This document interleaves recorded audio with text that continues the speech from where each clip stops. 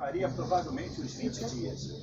Mas o texto que veio no meu coração está na segunda carta do apóstolo Pedro, capítulo 1, versículo 14. Eu creio que é o que mais aconteceu na história do pastor Messias. Tá? E o texto ele diz assim: sabendo que brevemente hei de deixar este meu tabernáculo, como o Senhor Jesus Cristo já me tem revelado. Isso daí é fato na nossa vida, na nossa existência, desde a época em que Adão e Eva desobedeceram a Deus no Éden. Houve algumas consequências e dentre elas foi a morte.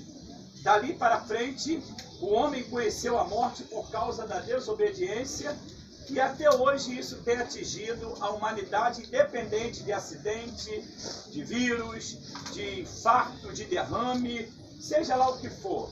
O homem um dia vai descer a tumba fria para cumprir o que a Bíblia diz lá em Eclesiastes, capítulo 12, versículo 7, que o pó volte à terra como era, o espírito volte a Deus que o deu. Mas para falar de homem de Deus, como foi o pastor Messias, a Bíblia diz no texto: sabendo que brevemente hei de deixar este meu tabernáculo, como o Senhor Jesus Cristo já me tem revelado.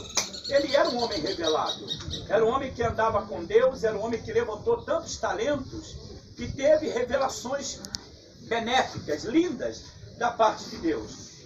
Abraão, quando um pouquinho antes dele morrer, a Bíblia diz em Gênesis capítulo 25, versículo 5, que ele pega tudo que ele tinha e transfere para Isaac. Olha que coisa linda. E logo depois ele morre, já bem idoso, ele parte para a eternidade. Um segundo personagem que eu me lembro na Bíblia foi Elias. Elias, sabendo da sua partida no capítulo 2 de 2 Reis, ele vai com Eliseu, sai de Gilgal vai a Betel, de Betel a Jericó, de Jericó a Jordão, no Jordão ele vai embora e Eliseu fica em seu lugar. Um outro personagem foi Moisés. Se cumpre também na vida do pastor Messias. Por quê?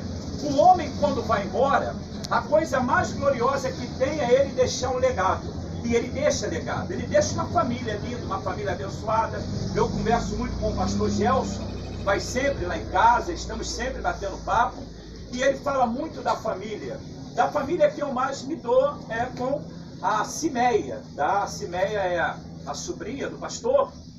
É uma serva de Deus abençoada, e eu sei um pouco da família, privilégio que eu prego uma vez por ano naquela igreja, na conceituada igreja em São Francisco, mas é deixar o legado. Além de deixar o legado, o obreiro, os homens de Deus que estão aqui, que isso sirva de exemplo, que eu vou falar aqui nessa tarde, além de deixar o legado, minha querida, é deixar também o caminho das pedras. E o pastor Messias, ele deixou o caminho das pedras.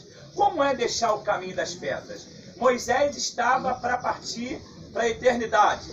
Deuteronômio 34, ele vê o Monte Nebo, sobe o Monte Nebo, do Monte Nebo ele vê a terra prometida, ali ele morre, é sepultado por Deus, em Deuteronômio 34.